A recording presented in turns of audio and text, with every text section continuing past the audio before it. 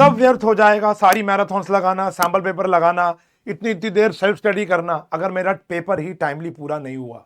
Time management is the key. Accountancy का जो question paper होता है ना, वो एक किताब की फॉर्म में आपको मिलता है। सबसे मोटा पेपर जो है वो अकाउंटेंसी का होता है मेरी जान। और अकाउंट्स का पेपर अपने साथ एक टाइम कंस्ट्रेंट हमेशा लेकर आता है। आप किसी भी लेवल का पेपर दे रहे हो, लगभग बच्चों का पेपर छूटने के चांसेस रहते हैं जिनकी स्पीड नहीं होती। But there are some hacks, there are some tips जो मैं आपको दे सकता हूं, जहां पर आपका टाइम मैनेजमेंट होगा। और ऐसी कोई उलझुल टिप्स नहीं दूंगा मैं आपको। जो टिप्स मैं आपको देने वाला हूं वो लॉजिकल हैक्स होंगे जो इजीली इंप्लीमेंटेबल है। ऐसा नहीं है आपको सालों भर की तैयारी चाहिए उसके लिए। और ये हैक्स मैं पहली बार ही नहीं दे रहा हूं, कई बार इस चैनल पे दिए हैं और सारे इफेक्टिव हैं, बच्चों ने अप्लाई किए हैं और ग्रो हुए हैं। वो पेन कॉपी लेके बैठ जाओ, टाइम बहुत कम है आप लोगों के पास। और ये 11th वाले बच्चे भी देख सकते हैं क्योंकि अगले साल इवेंचुअली उनको पेपर में बैठना ही है 12th के, और इस साल भी उनके पेपर चल ही रहे होंगे। तो पहली जो टिप आती है, बड़ी सिंपल सी टिप है कि पहले 15 मिनट क्या पढ़ना चाहिए। अभी मैंने आपको कहा कि पेपर जो आता है ना वो किताब की फॉर्म में आता है मेरी जान, तो वहां पर आप पूरा का पूरा पेपर नहीं पढ़ पाओगे। और अगर मैंने पहले पन्ने में जो पढ़ा और आखिरी पन्ने में जो पढ़ा वो मैं रिटेन भी नहीं कर पाऊंगा। तो मैं अगर आपकी जगह होता तो मैं क्या करता, तो मैं सबसे पहले एमसीक्यूज क्रैक करने की कोशिश करता, दोनों पार्ट्स की, पार्ट ए की भी और पार्ट बी की भी। पार्ट ए जो हमारा पार्टनरशिप और कंपनी अकाउंट का है, और पार्ट बी जो है वो हमारा कौन से अकाउंट्स का है, जो हमारी एनालिसिस की किताब का है। तो इनमें जितने भी 15-20 एमसीक्यूज आ रहे हैं, जो केस स्टडी के फॉर्म में भी एमसीक्यूज आ रहे हैं, वो सारे के सारे एमसीक्यूज को मैं मैक्स टू मैक्स कैलकुलेट करने की कोशिश करता दिमाग में, क्योंकि कुछ एमसीक्यूज ऐसे होते हैं जो दिमाग में हमारे सॉल्व हो जाते हैं। ये करने से देखो, आप कैश फ्लो का स्टेटमेंट दिमाग में सॉल्व नहीं कर पा रहे हो, आप एडमिशन रिटायरमेंट प्रोराटा नहीं कर पा रहे हो, तो इट्स बेटर कि आप एमसीक्यू कर लो। और अगर कोई टाइम बचता है तो छोटे क्वेश्चन एक बार ही देख लो कि उनको कैसे टैकल करना है। तो 15 मिनट में आप यूटिलाइज करो to gain marks, not to read the paper. This is the first hack. पहला हैक क्या है, आप 15 मिनट यूटिलाइज करोगे टू गेन मार्क्स, कि ताकि जैसे ही 15 मिनट खत्म हो फटाफट से मैं वो वाले एमसीक्यू सॉल्व कर लूंगा जो मैंने ऑलरेडी सॉल्व कर लिए हैं दिमाग में, या वो क्वेश्चन सॉल्व कर लूंगा जो मैंने पहले से ही मन में सॉल्व कर लिए, वो छोटे क्वेश्चंस। हमारा मोटिव यहां पे पूरा पेपर पढ़ना नहीं होना चाहिए, ये मेरी रिकमेंडेशन है और जो कि ठीक ही है। आगे बढ़ते हैं। उसके बाद आता है जी 1 स्ट्रेंथ 100 वाला। ये बात मैं कई बारी बोल चुका हूं, हर बारी पेड बैच ऑफलाइन और यूट्यूब पे कई बारी बोल चुका हूं कि बच्चे कैलकुलेशन करते वक्त बहुत ज्यादा मिस्टेक करते हैं। तो उसका एक हैक होता है, टाइम बचाने का एक हैक होता है। मान लो आप बैलेंस शीट बना रहे हो, या एक आप रियलाइजेशन अकाउंट बना रहे हो, पीएनएल अकाउंट बना रहे हो, एप्रोप्रिएशन अकाउंट बना रहे हो, आप क्या करते हो, यहां पर भी एक अमाउंट लिखते हो। जैसे आपने लिखा जी जैसे ये 3 लाख लिखा, 3 लाख लिखा, फिर 70,000 लिखा, फिर आपने लिख दिया 91,000, फिर लिख दिया 47350। अब आपको इनको टोटल करना है ना, तो आप फिर रफ वर्क में जाते हो, फिर ये सारा अमाउंट रफ वर्क में दोबारा लिखते हो, फिर उनका टोटल करते हो, फिर आप यहां लिखते हो। बेटर क्या है कि आप अकाउंट्स के अंदर ही 1 10 100,000 10,000 लाख का फॉर्मेट फॉलो कर लो, यानी जिसके नीचे जीरो आ रहा है उसी के नीचे आता रहे, और पेंसिल से एक बार आप इसका टोटल कर लो कि भैया जीरो है तो जीरो। यही काम तो आप पीछे कर रहे हो, यही काम तो आप पीछे कर रहे हो, वही काम यहां पेंसिल से कर लो, या पेन से भी हैबिट हो ही जाएगी, कोई दिक्कत नहीं है। कैरी मन में ले लेना या कैरी रफ वर्क में ले लेना। जैसे 5 और 1 आ गया, 0 आ गया। जैसे 9 और 10 13 आ गया, 13 आ गया तो 1 यहां पर आ गया। ऐसे करके आप यहां पर ही टोटल कर लो, तो आपका टाइम बहुत ज्यादा बच जाएगा। मैं भी टाइम बचा लेता हूं, अगले हैक पर आता हूं। तो ये वाला हैक अगर आप फॉलो करते हो तो बहुत ज्यादा फायदेमंद है, क्योंकि आप मल्टीपल टाइम कैलकुलेशन कर रहे हो। सोचो, cash flow statement, realisation, revaluation, partners capital, हर जगह ये तो इस्तेमाल हो रहा है। ये तो everywhere we are using this ना। तो आप इसको रफ में, तो बहुत समय बचाएगा आपका। मेरा फेवरेट हैक है, बहुत समय बचाएगा आपका। आप यहां पर टोटलिंग इधर ही करो, थोड़ी सी अभी 2-4 दिन जो बचे हैं तुम्हारे पास, उसकी हैबिट यहीं पर ही मेंटेन करनी शुरू करोगे ना, तो धीरे धीरे आदत बन जाएगी। और ये आदत बनाने के लिए इसमें कोई ज्यादा हार्डवर्क करने की भी नीड नहीं है। तो मेरा फेवरेट हैक तो यही वाला है। चलो जी, अगला हैक आता है फॉर्मेट टाइम वेस्ट। कई लड़कियां खास करके ऐसे ऐसे सजाएंगी उन फॉर्मेट को कि फर्क पहनता है। दीदी रुको, देखो, आपको मान लो पहली एंट्री लिखनी है, bank account debit, to share application, ये लिख दिया, टू शेयर एप्लीकेशन ये लिख दिया। चलो, अब इसका अमाउंट लिख दिया, मान लो 20 लाख रुपए, अमाउंट लिख दिया 20 लाख रुपए। पहली बात तो आपका जो पेपर है वो बहुत चौड़ा पेपर है, छोटा पेपर नहीं है, तो खुल के एंट्री लिखो पूरा पेपर। अच्छा, यहाँ पे narration is very important, narration is लिखना है, ठीक है जी।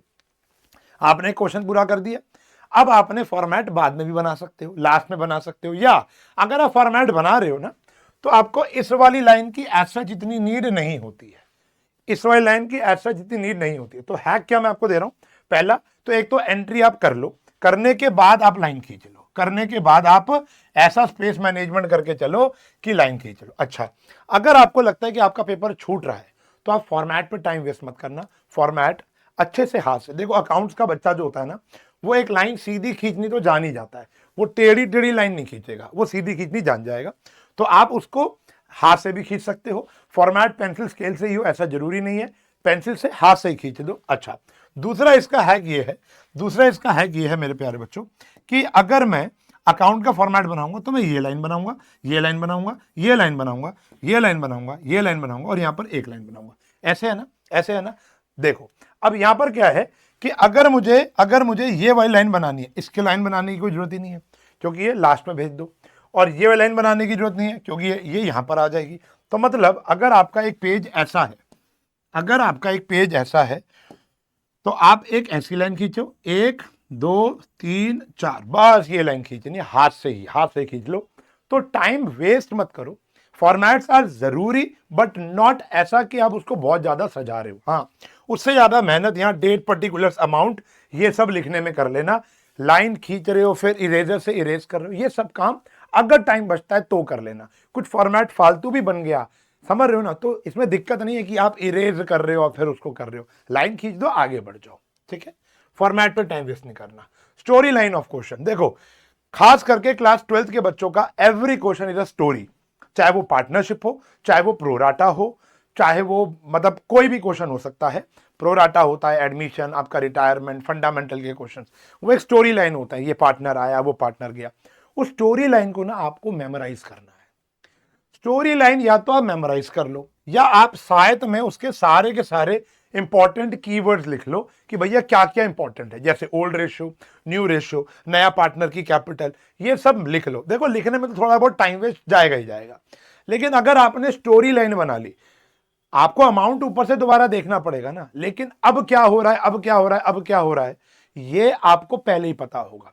ये थोड़ा सा मुश्किल हैक है इतनी जल्दी क्रिएट कर पाना एक इंडिविजुअल द्वारा, लेकिन अगर जो बच्चे को हैबिट है उसका टाइम 100% बचता है कि जब आप एक क्वेश्चन को रीड करते हो तो उसकी स्टोरी लाइन पहले बना लो कि पहले मैं इसके रिवैल्यूएशन की ये 3 एंट्रियां करूंगा, फिर मैं वर्किंग नोट बनाऊंगा, फिर मैं पार्टनर्स का कैपिटल अकाउंट बनाकर ये निकालूंगा। और आपको पता होना चाहिए कि ये कैश लाया है, कितना लाया है, गुडविल लाया है कि नहीं लाया, कितने शेयर फोरफिट हुए, अप्लाइड था या अलॉट था।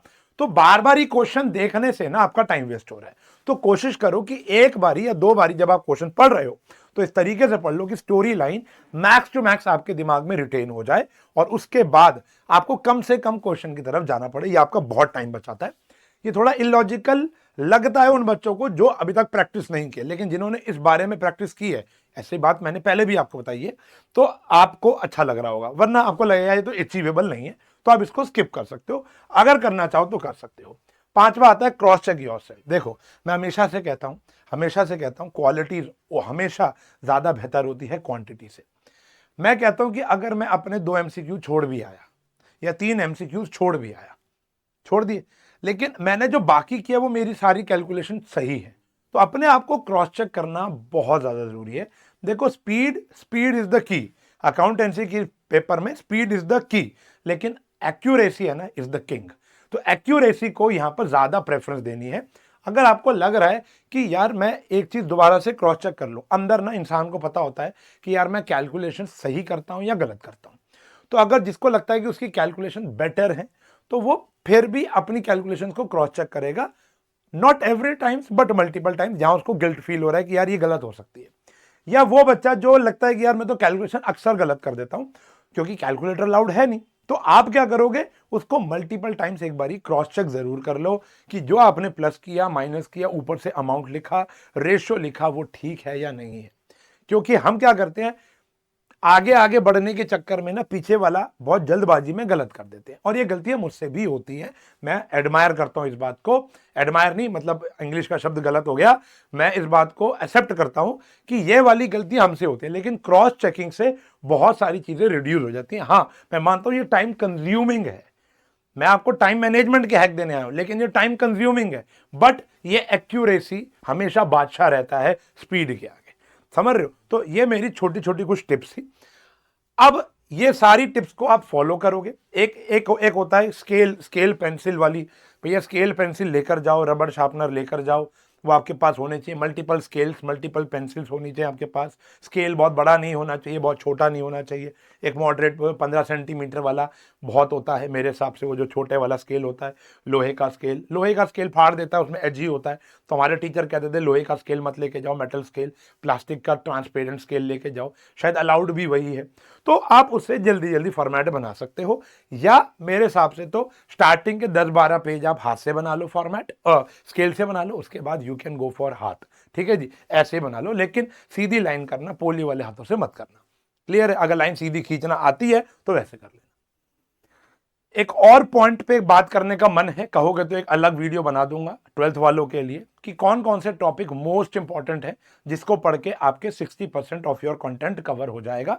जो बच्चे अभी भी परेशान हो रहे हैं कि यार कैसे करना और कैसे नहीं करना, अगर आप कहोगे तो बना दूंगा, नीचे उसको बता देना कि सर ऐसी वीडियो एक बना दो इंपॉर्टेंट टॉपिक्स को लेकर। ठीक है जी, मैराथन हमारी चली रही है, मिलूंगा क्लासेस में, तब तक के लिए bye bye, take care, have a nice day.